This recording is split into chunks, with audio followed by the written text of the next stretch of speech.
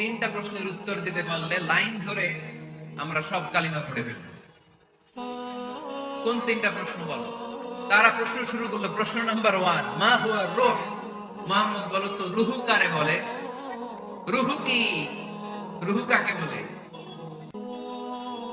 এই যে রুহু, এটা দেহের মধ্যে ঢুকলে মানুষ নড়ে চড়ে, অ্যানিমেশন, জীবন্ত প্রাণবন্ত, আছে না নাই?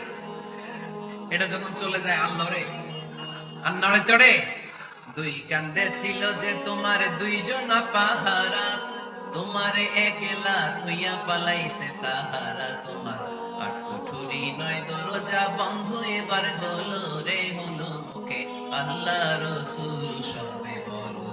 তোমারে আইসাছে পালকি নাই হরি গাও তোলো রে, তোলো মুখে আল্লাহ রসুল সবে বলো।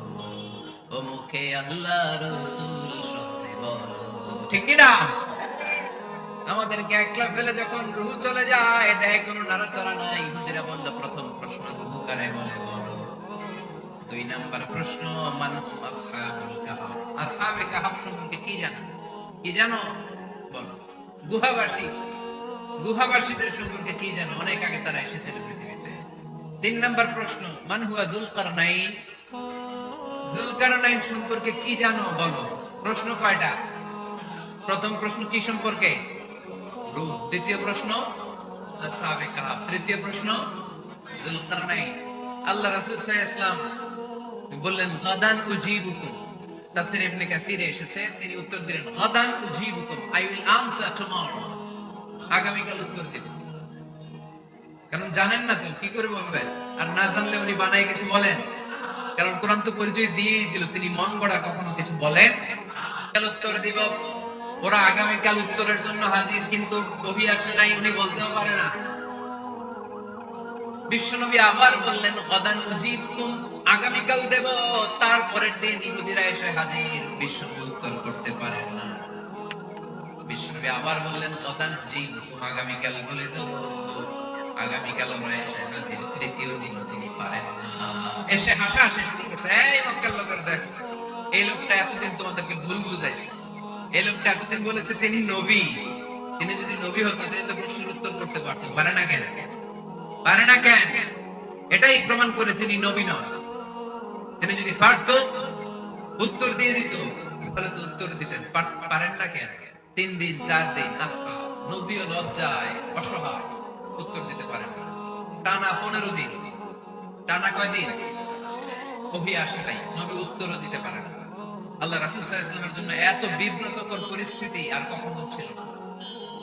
তিনি বারবার বলতেছেন কালকে বলবো, কিন্তু উত্তর আসে না। এর কারণ নবী ইনশাআল্লাহ বলে নাই। কি বলে নাই? নবীর মাধ্যমে, আমার পেয়ারা নবীর মাধ্যমে আমাদেরকে শিখানোর জন্য আল্লাহ 15 দিন ওহী নাযিল বন্ধ করলেন। চিল্লায় বলেন কয়দিন? এরপর আল্লাহ কোরআনের আয়াত নাযিল করলেন, ওয়ালা তাকুলান্না লিশাইইন ইন্নী ফাইলুন যালিকা গাদা ইল্লা আইয়াশা আল্লাহ। নবী গো, ভবিষ্যতের কোন কাজের ব্যাপারে যদি কাউকে ওয়াদা দেয়, ওয়াদা দেওয়ার আগে অবশ্যই ইনশাআল্লাহ বলে দিয়ে। নবীর মাধ্যমে আমরা শিখে গেলাম না?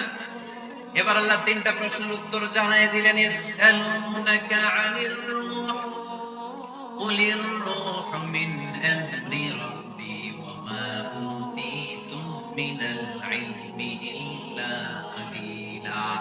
দ্বিতীয় উত্তর জানাই দিলেন, আম হাসিবতা আন্না আসহাবাল কাহফি ওয়ার রাকিম কানু মিন আয়াতিনা আজাবা। 3 নাম্বার প্রশ্নের উত্তর আল্লাহ সূরা কাহফে জানিয়ে দিলেন, ইয়াসআলুনাকা আন যিল কারনাইন কুল সাআতলু আলাইকুম মিনহু যিকরা। আল্লাহু আকবার। এবার নবী দাঁড়িয়ে গেলেন, বললেন, কার কার উত্তর লাগবে আসো। রূহু হলো আল্লাহর আদেশ, আল্লাহর আদেশে ঢুকে আর আল্লাহর আদেশে বের হয়। আসহাবে কাহফের 7 জন ছেলে ছিল, গুহার মধ্যে আল্লাহর ভয়ে ঢুকেছে। 309 বছর পরে আল্লাহ তাদেরকে আবার ঘুম থেকে জাগিয়েছে।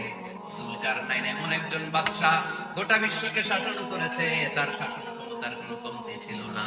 সুবহানাল্লাহ, সুবহানাল্লাহ। তাহলে আমার নবী মন করা কথা বলে, তাই না?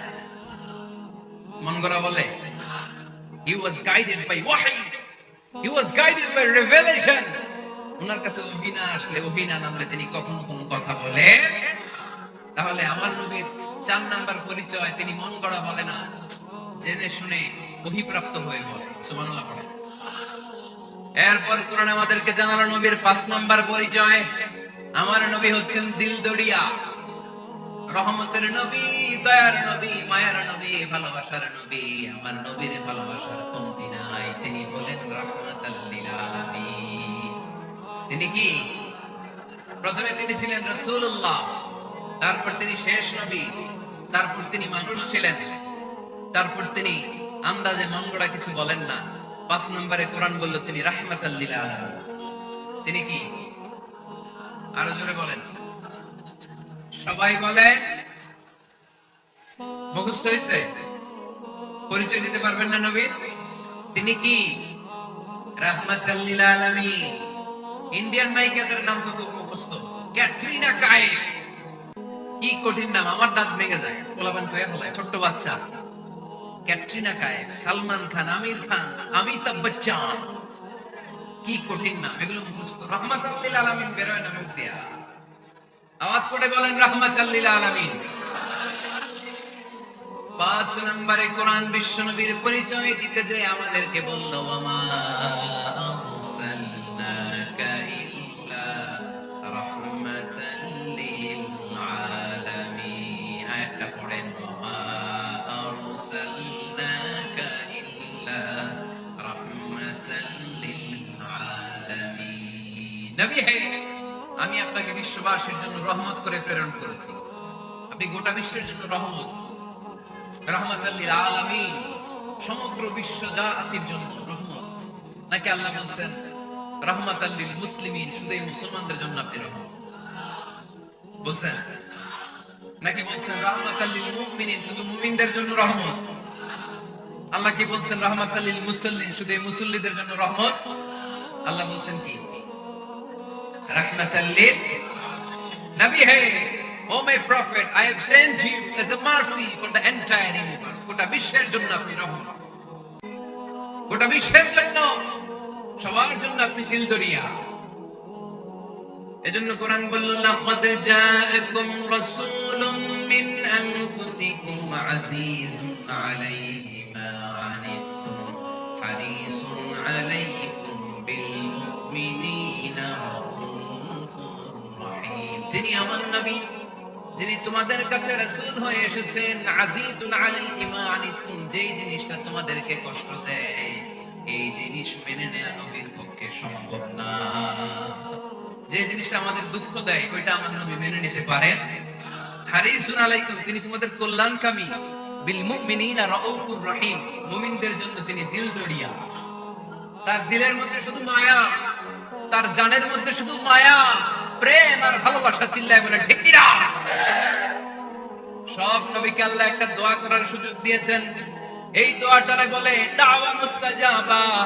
এই দোয়া করার সাথে সাথে দোয়াটা কবুল করে নেয় কে? মজার ব্যাপার হলো, দুনিয়ার বুকে সব নবীরাই ওই দোয়াটা করেই ইন্তেকাল করেছে। কোন নবী ওই দোয়াটা রাইখা দেননি। সব নবীকে আল্লাহ বললেন, নবী আপনাদের সবাইকে আমি একটা স্পেশাল চান্স দিব, স্পেশাল অফার, একটা দোয়া। কি লাগবে বলেন, যেটা যাবেন ওইটাই দিব। সব নবীরা পটপট করে টপ টপ করে দোয়াগুলো করে ফেলেছে, কেউ রেখে দেয়, রেখে দিচ্ছে শুধু আমার নবী, আপনার নবী, আমাদের নবী, পেয়ারা নবী, বিশ্ব নবী মুহাম্মদুর রাসূলুল্লাহ সাল্লাল্লাহু আলাইহি ওয়াসাল্লাম। তিনি ইরশাদ করেন, লিকুল্লি নাবিয়্যিন দাওয়া মুস্তাজাবা দাআউ বিহা। সব নবীর বিশেষ দোয়া দুনিয়াতেই করা শেষ। ওয়া ইন্নী আখতাবিউ দাওয়াতি শাফাআতান লিউম্মতি ইয়াউমাল কিয়ামা। শুধু আমি আমার স্পেশাল দোয়াটা আমার গুনাহগার উম্মতকে সুপারিশ করার জন্য কিয়ামতের মাঠে রেখে দিয়েছি। আমার জন্য, আপনার জন্য, আমাদের জন্য তিনি রেখে দিয়েছেন। এটা কাজে লাগান নাই, লাগাবে। আলহামদুলিল্লাহ কইতে মন চায় না? রাহমাতাল লিল আলামিন, বুক ভরা ভালোবাসা, দয়ার দয়া, কোমল হৃদয়ের অধিকারী, কর্কশ না, কাউরে গালি দেন না, কটু কথা বলেন না, মেজাজ দেখান না, ঝিড়কে দিয়ে কথা বলেন না। এজন্য আল্লাহ বলেন, ফাবিমা রাহমাতিন মিনাল্লাহি লিনতা লাহুম ওয়া লাম কুনতা ফাদদান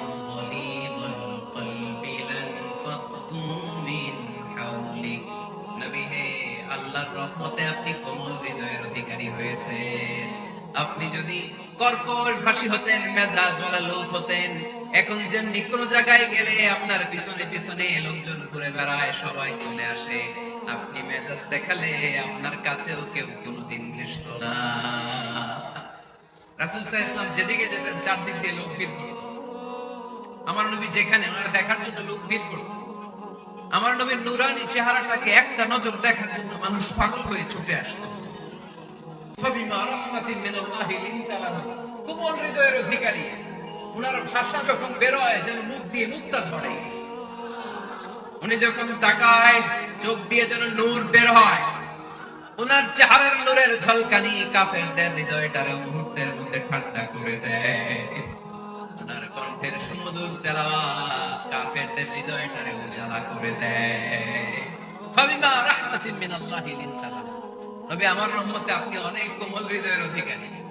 আমার নবী এত দিলদরিয়া, কাফেররাও যাতে কালেমার পথে চলে আসে কাফেরদের পিছনে পিছনে ঘুরতেন। আমরা ভাত খাইতে না চাইলে, ছোট বাচ্চারা রাতে না খেয়ে ঘুমায়, সারা রাত না খেলে ক্ষতি হবে না? গ্যাস্ট্রিক হয়ে যাবে না? দেখবেন মা পিছনে পিছনে ছুটে, বাবা আয়, বাবা একটু খা, খায় না, ছেলে ঘুমায় যায়, মাটা পাগল পড়া হয়ে ছুটে। আমার নবীও মক্কায় একটা কাফেরের জন্য জাহান্নামের আগুনে না পড়ে ওদের জন্য পাগল হয়ে পিছনে পিছনে ছুটতে, পিছনে পিছনে যেতেন। আল্লাহ বললেন, নবী ফালাআল্লাকা বাখিউন নাফসাকা আলা আথারিহিম ইল্লাম ইউমিনু বিহাযাল হাদিসি আসাফা। নবী হে, আপনি ওদের ভালোর জন্য ওদের পিছনে ছুটতে ছুটতে, ছুটে যান, ওদের পিছনে ছুটতে ছুটতে আপনি তো আপনার জানটারে শেষ করে দিলেন। আপনি তো নিজেরে শেষ করে দিচ্ছেন ওদের পিছনে ছুটতে ছুটতে। নবী গো, আপনি ওদের পিছনে ছুটতে ছুটতে নিজের জানটারে শেষ করে দিয়েন। রহমতের নবী, সবার জন্য হৃদয়ে ভালোবাসা আছে না নাই? আমরা মসজিদ নিয়ে ভাগাভাগি করি না? হানাফি মসজিদ, আহলে হাদিসের ভাইরা আইলে কিল খাইবেন। আহলে হাদিস জামি মসজিদ হানাফিরা ঢুকলে গুতায়া বাইর করে দেবে, আছে না নাই? কে বলছে আপনারা হানাফি মসজিদ বানাইতে? কে বলছে আপনারা আহলে হাদিস মসজিদ বানাতে? গোটা দুনিয়ায় যত মসজিদ আছে মসজিদগুলো কার? মসজিদে কাউরে বাধা দেয়া যাবে না, খবরদার। সবাই এক, সবার জন্য বিশ্বনবীর হৃদয় দিলদরিয়া। আমরা হানাফি মসজিদে আহলে হাদিসদেরকে ঢুকতে দেই না, আহলে হাদিস মসজিদে হানাফিদেরকে ঢুকতে দেই না। আমি নাচতে বললে ঢুকতে দেই না, জোরে বললে ঢুকতে দেই না। বিশ্বনবী মসজিদে নববীতে খ্রিস্টানদেরকে নিয়ে বসে বসে কথা বলেছেন। ইহুদির লাশ দেখে আমার নবী দাঁড়িয়ে গিয়েছেন। আমরা মুসলমান একসাথে বসতে পারি না। রাহমাতাল লিল আলামিন। আমার নবীর 5 নম্বর পরিচয় কি? বইঘরের ভাইয়ের আওয়াজ করে বলেন, 5 নম্বর পরিচয় কি? গোটা বিশ্বের জন্য রহমত। কষ্ট হচ্ছে? শেষ করে দেই। অনেক শুনলেন তো, এক ক্লাস কি এত লম্বা হয় নাকি? হ্যাঁ, ঘন্টা পরে যাবে এখন। আরো শুনবেন? পরিচয় কয়টা গেল? আর কয়টা শুনবেন? আরো 5টা। আমার নবীর 6 নম্বর পরিচয়, আমার নবীর চরিত্র ফুলের চাইতো। আমরা বলি আমার নেতার চরিত্র ফুলের চাইতেও পবিত্র, কাগজের ফুল, আছে না নাই? এই কথাগুলো আসলে আমাদের ক্ষেত্রে যায় না, যায় আমার নবীর ক্ষেত্রে। আমার নবীর চরিত্র ফুলের চাইতেও পবিত্র, চরিত্রের অধিকারী। এটাকে বলা হয় খুলুকে আদিম। এটাকে কি বলে? সবাই বলে, আর জোরে বলেন। নবীর ফলোয়ার, নবীর সুন্দর সুন্দর নামগুলো নিতে চায় না, আওয়াজ করে বলেন খুলুকে আদিম। আরবিতে খুলুক মানে চরিত্র, খুলুক মানে এটার বহুবচন আখলাক। আখলাক তো বুঝেন, বলি না লোকটার আখলাক খুব ভালো, স্বভাব চরিত্র ভালো।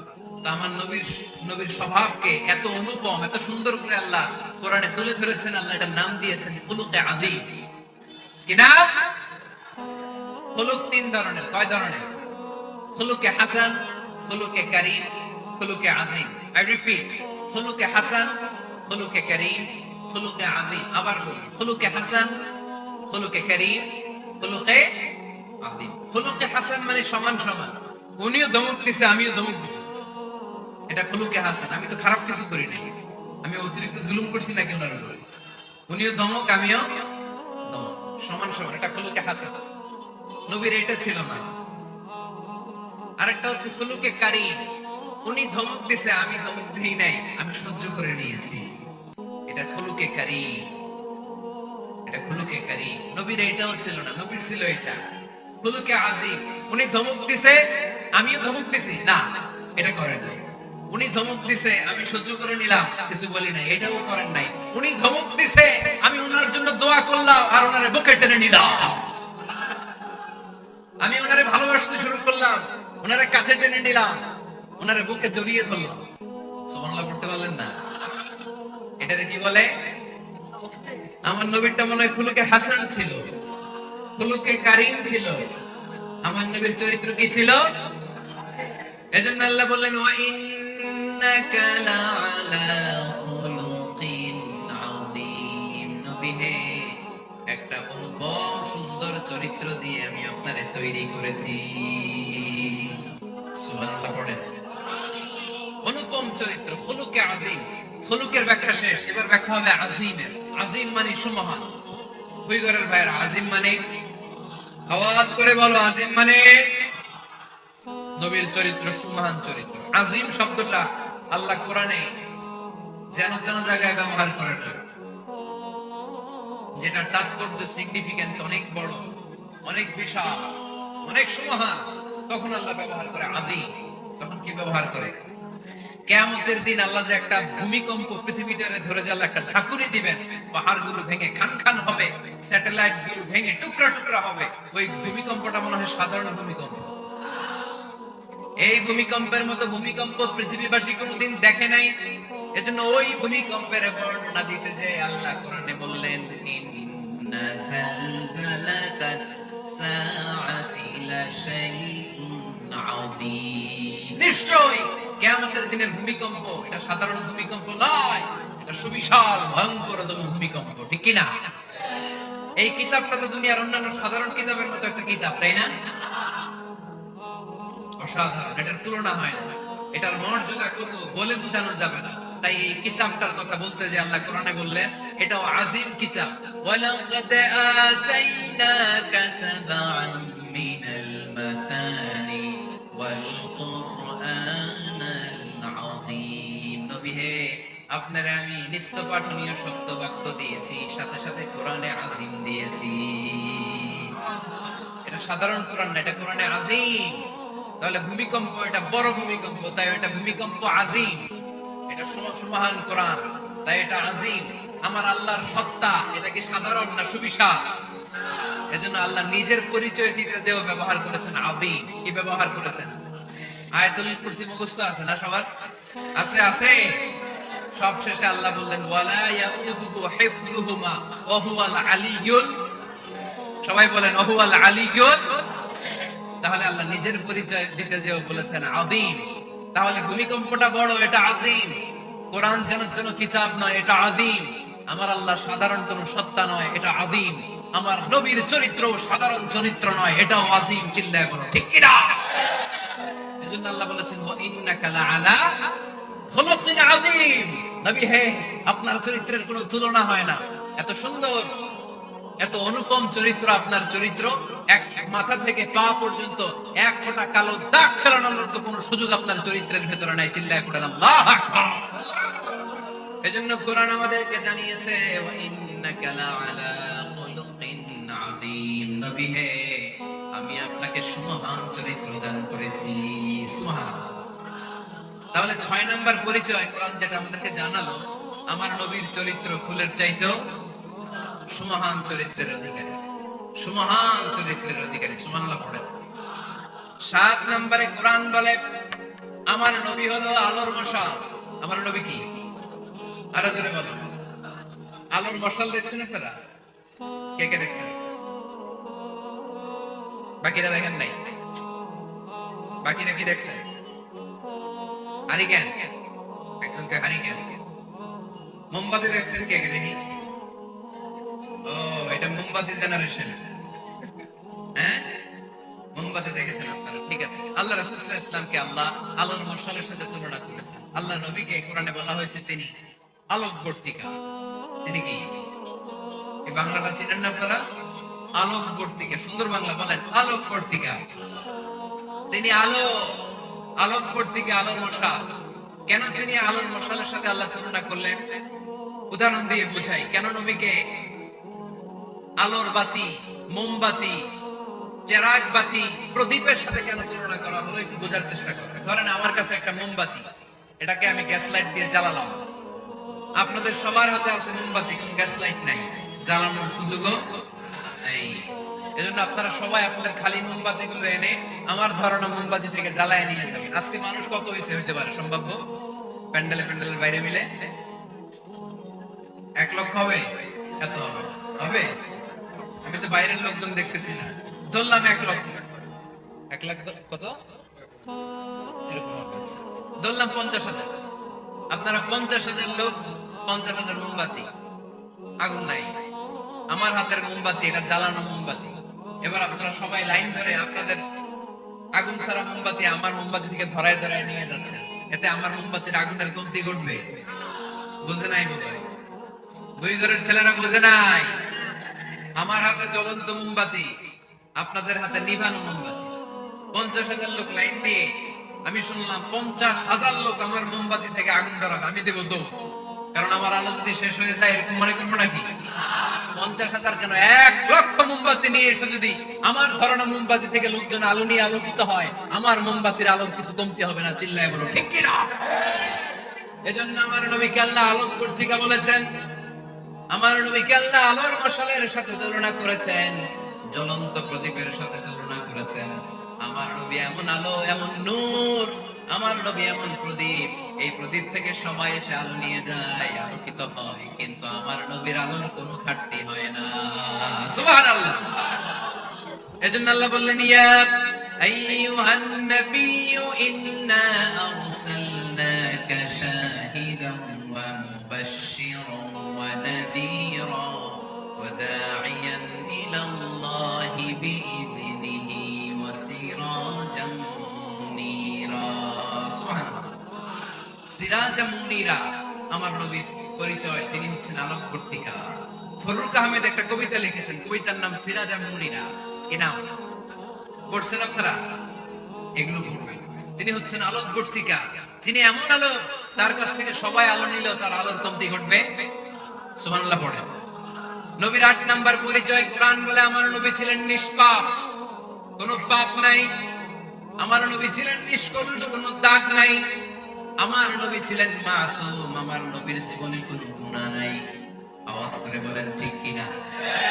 তারপরে আমার নবী বিনয়ের কারণে প্রতিদিন 70 বারেরও বেশি আল্লাহর কাছে তওবা করতে। নবী যদি গুনাহ ছাড়া করে 70 বার, আমরা গুনাহ নিয়ে তওবা করা দরকার কয়বার? আমাদের গুনাহ আছে না নাই? বেশি না কম? ওনার একবার আর্থিক সমস্যা যাচ্ছিল, দৈন্যতা যাচ্ছিল, টাকা পয়সা ছিল না, ফলে ওনার পায়ে দেওয়ার মতো জুতা ছিল না। তো খুব আফসোস করতেছে, হায়রে আমি এত বড় কবি, আমার পায়ে দেওয়ার মতো জুতা নাই। আফসোস করে ঘর থেকে বের হলেন, দেখলেন এক ভিক্ষুক ভিক্ষা করছে, ওর পাই নাই। কি নাই? আর কবি সাহেবের কি নাই? ওনার জুতা নাই, এজন্য দুঃখ। বের হয়ে দেখে সাইল ভিক্ষুক, ওর পা নাই। এবার উনি সেজদায় পড়ে আল্লাহর ডেকে বলে, আল্লাহ শুকর আলহামদুলিল্লাহ, অনেক ভালো আছি। শুকর আলহামদুলিল্লাহ, বেশ ভালো আছি, অনেক সুখে আছি। এজন্য সুখ হচ্ছে আলহামদুলিল্লাহর ভিতরে। সুখ আছে কিসের ভিতরে? যে কোনো পরিস্থিতিতে আমরা থাকি না কেন, বিপদে আপদে, সকালে বিকালে, শীতকালে গ্রীষ্মকালে, আমরা কি করব? আলহামদুলিল্লাহ পড়বো। এর কারণ চাহিদার কোনো শেষ নাই। যার আছে যত বেশি, সে চায় তত বেশি। দেখবেন যার সাইকেল আছে ও হোন্ডা চায়, চায় না? আরো নিজ থেকে যদি বলি, যার পা নাই ও চায়, আল্লাহ আমার যদি 2টা পা থাকতো। কথা বলেন। পা নাই এরকম লোক আছে না এলাকায়? সে হেঁটে যাওয়া লোকদের দিকে তাকিয়ে থাকে, আর তার স্বপ্ন থাকে ওইটাই, আমার যদি পা থাকতো। হেঁটে হেঁটে হেঁটে যারা বাজারে যায়, স্কুলে যায়, কলেজে যায়, ওদের আফসোস যারা সাইকেল চালায় ওদেরকে দেখে, তাই না? সাইকেল থাকলে খুব ভালো হইতো, সাইকেল চলে চড়ে বাজারে যেতে পারতাম।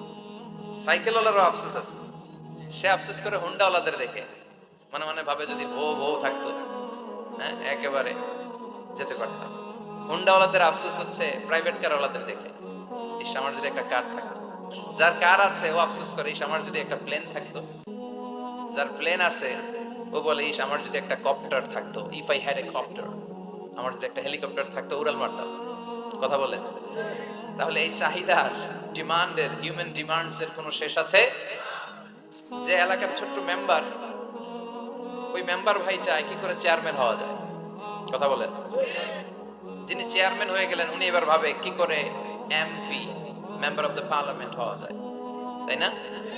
আচ্ছা, এমপি যিনি হয়ে গেলেন উনি আরেকটু উপরে যেতে চায়, ভাবে যদি একটু একটু যদি যাইতে পারি, একটা মন্ত্রণালয় যদি পাইতাম, হ্যাঁ, মিনিস্ট্রি যদি একটা পেতাম, কতই না ভালো হতো।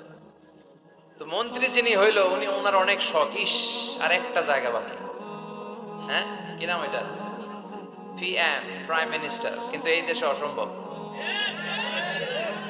কথা বলেন, এই দেশে প্রাইম মিনিস্টার হওয়া যাবে? এক দুজন এদের মধ্যে রাখারাখি, এবং ওনাদেরকে মেনে নিতে হবে। আপনি বাঁচেন আর মরেন, ওনারাই প্রাইম মিনিস্টার। কথা বলেন। তাহলে এই কথাগুলো বলার উদ্দেশ্য হচ্ছে হিউম্যান ডিমান্ডস এর কোনো শেষ নাই, আনলিমিটেড হিউম্যান ডিমান্ডস। এজন্য বিষ্ণু বললেন, লাউ আন্না লিকুল্লি ইবনি আদামা ওয়াদিয়ান মিন যাহাব আহাব্বা আইয়াকুনা লাহু ওয়াদিয়ান ওয়া লা ইয়ামলা আফাহু ইল্লা তুরাব।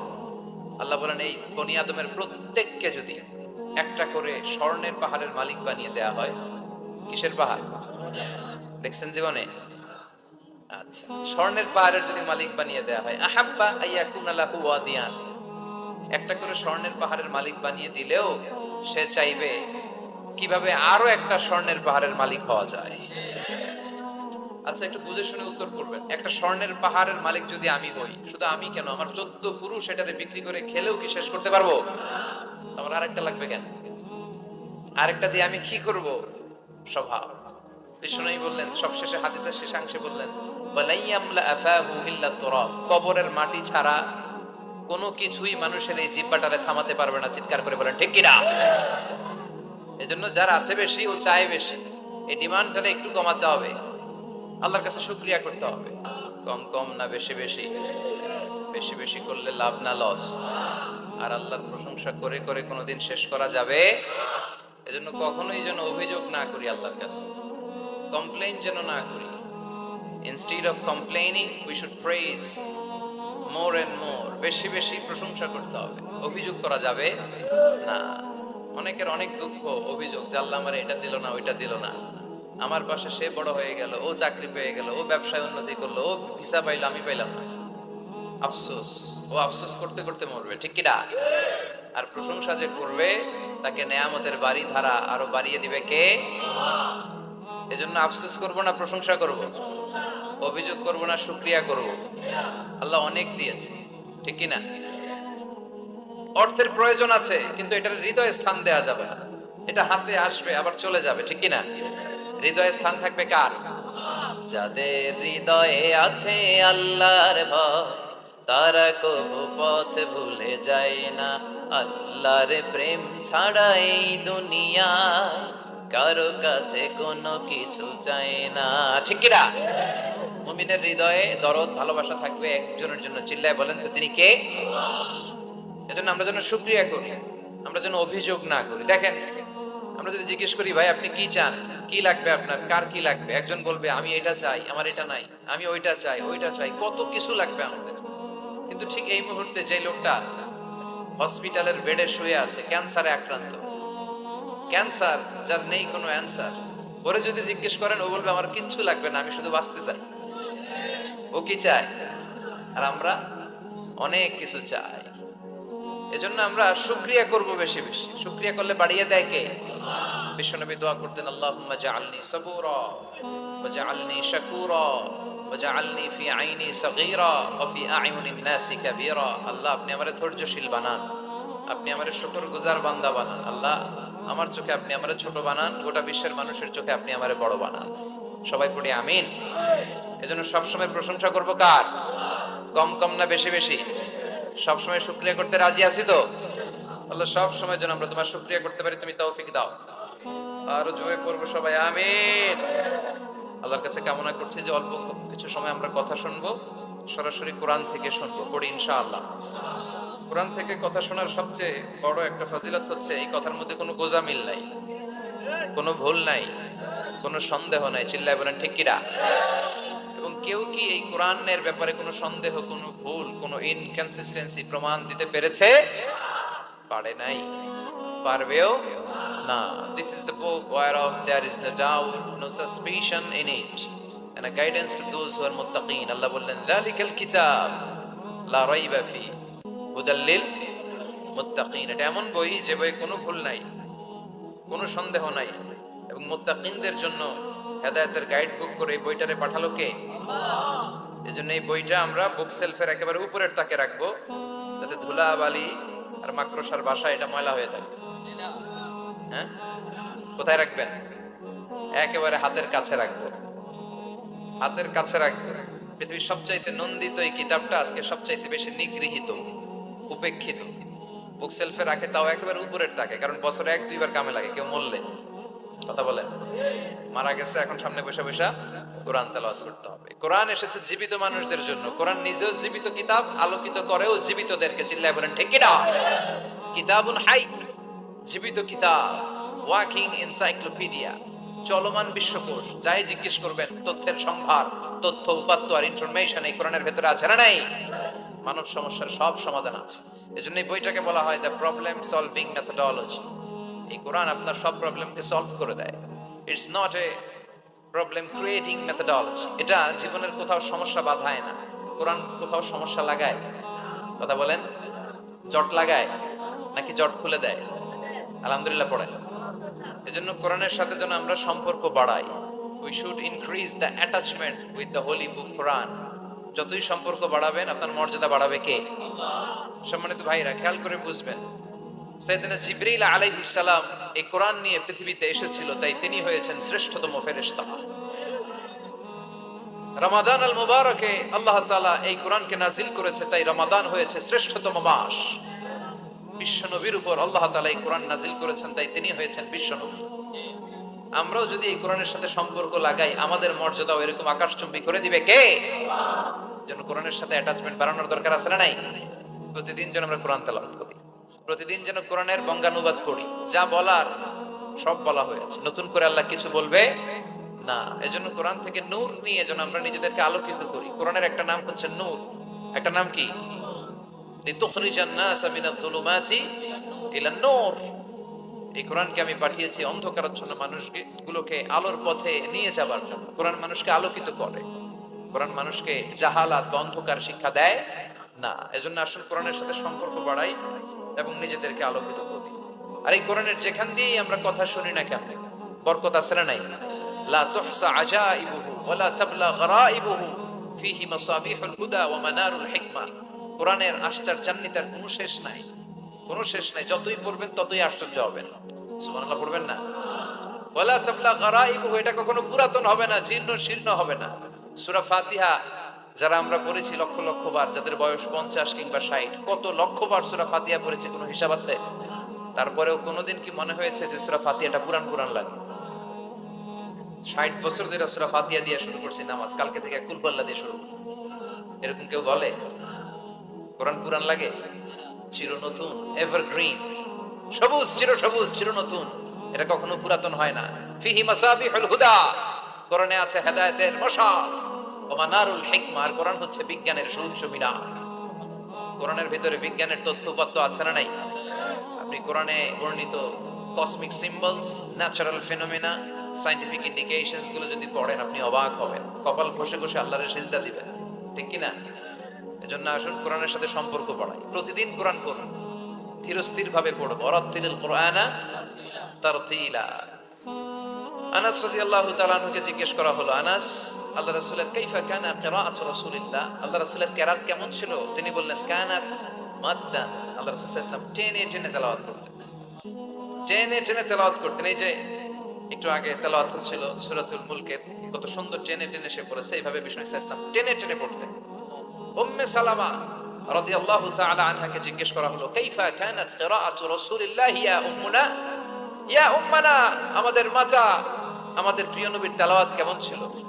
উম্মে সালামা বললেন, কানা রাসূলুল্লাহ ইউকাত্তিউ বাইনা কিরাআতিহি আয়াতান আয়া, আল্লাহ রাসূল সাল্লাল্লাহু আলাইহি ওয়াসাল্লাম এক আয়াত করে থেমে থেমে কোরআন তেলাওয়াত করতেন। পড়েন সুবহানাল্লাহ।